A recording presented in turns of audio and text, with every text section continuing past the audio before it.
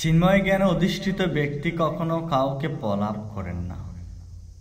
চিন্ময় জ্ঞানে অধিষ্ঠিত ব্যক্তি কখনো কারো কাছ থেকে কিছু নেন না বা কাউকে কিছু দেন না।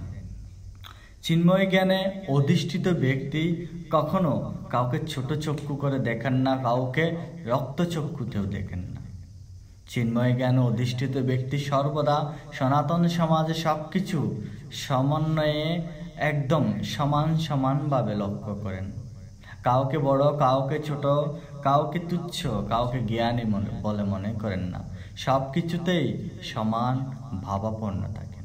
তিনি জানেন এই সব কিছু ইন্দ্রিয়ের দ্বারা হয়ে থাকে, তাই তিনি ইন্দ্রিয়গুলোকে পূর্বে দমন করেছেন।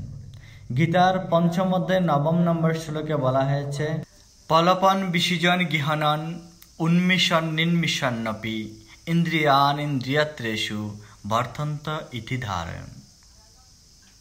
হ্যাঁ সনাতনী সন্তান, প্রলাপ, দ্রব্য গ্রহণ, দ্রব্য ত্যাগ, চক্ষু উন্মেষ এবং নিমেষ করার সময় তিনি সব সময় জানেন যে ইন্দ্রিয়গুলোই কেবল ইন্দ্রিয়ের বিষয়ে প্রবৃত্ত হয়েছে, তিনি কিছুই করছেন না।